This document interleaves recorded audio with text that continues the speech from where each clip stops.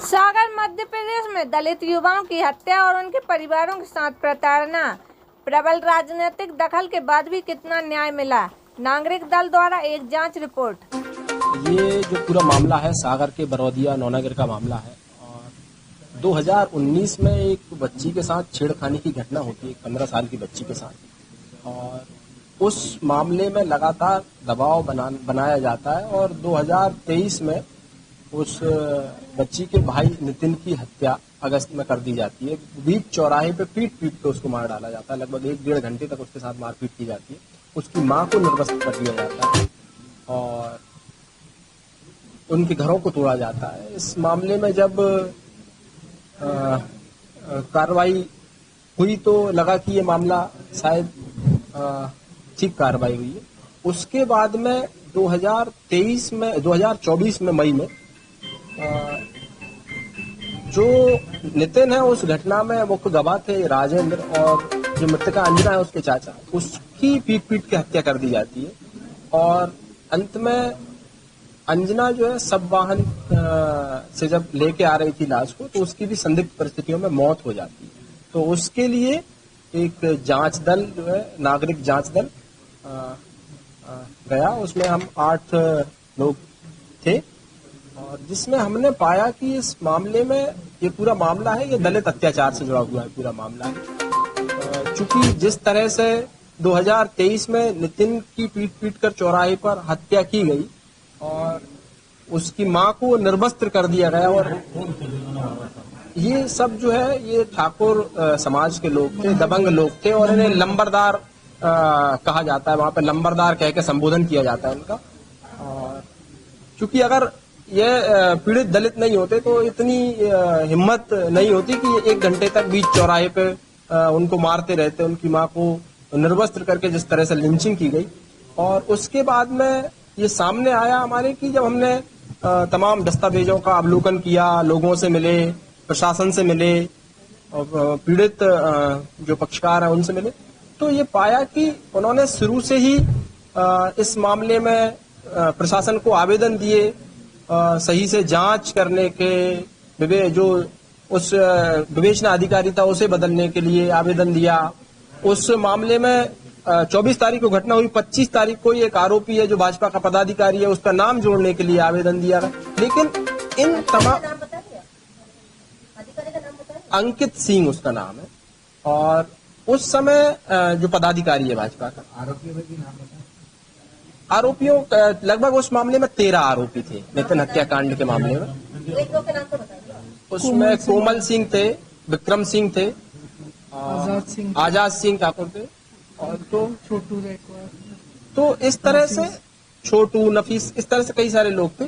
तो उस मामले में उन सब आवेदनों को विवेचना में ना लिया जाना, उन सब आवेदनों पर कार्रवाई ना किया जाना, ये पुलिस पर एक सवालिया निशान खड़ा करता है। और उस समय जिला कलेक्टर द्वारा 10 आश्वासन दिए गए थे परिवार को और परिवार की सुरक्षा के लिए एक कैमरे लगाए गए थे और वहां पे पुलिस तैनात की गई थी। लेकिन जब 2024 की घटना होती है उसके कुछ समय पहले ही वहां से सुरक्षा हटा ली जाती है। वहां से कैमरे जो बंद हो जाते हैं जिसको प्रशासन तकनीकी खराबी मान रहा है। तो ये सब सवालिया निशान पैदा करती है।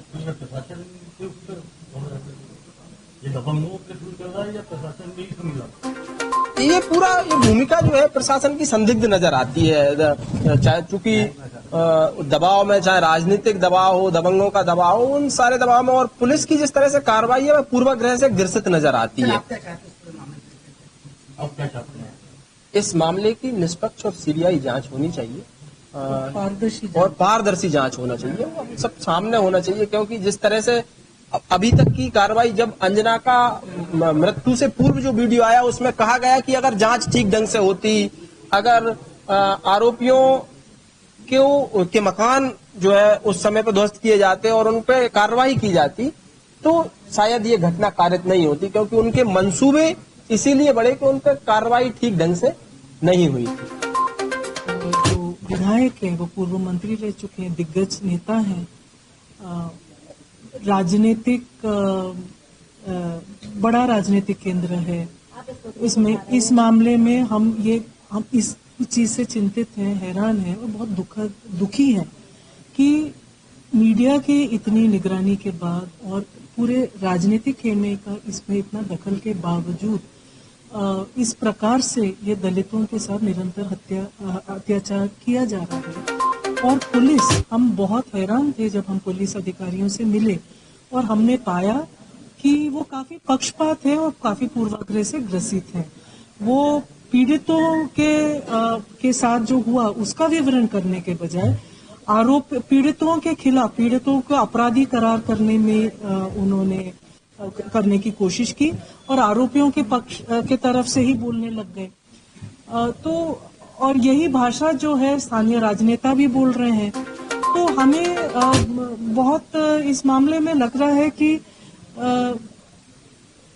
इतने सारे निगरानी के बाद, इतने सारे स्पॉटलाइट के बाद अगर एक दलित अत्याचार मामले में इस प्रकार से पूर्वाग्रह और शिथिलता है कार्रवाई में, तो बाकी मध्य प्रदेश में क्या हालत होगी ये अपन कल्पना कर सकते हैं। हम ये मान रहे हैं कि क्योंकि ये मामला राज्य शासन के संज्ञान में है, स्वयं मुख्यमंत्री जी के संज्ञान में है, इस मामले में जितनी भी कार्रवाई में जितनी भी कमी रहेगी या आगे कोई हिंसा होगा उसके लिए राज्य शासन ही जिम्मेवार रहेगी।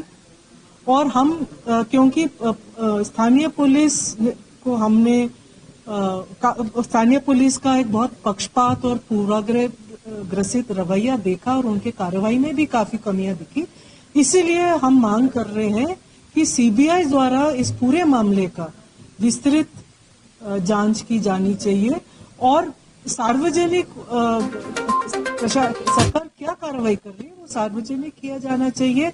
नागरिकों का, प्रेस का इस मामले पर लगातार निगरानी रहनी चाहिए ताकि पीड़ितों को न्याय मिल सके और जो बचे हुए हैं उनके परिवार के, उनको सुरक्षा मिल सके। फिलहाल के लिए इस खबर में इतना ही।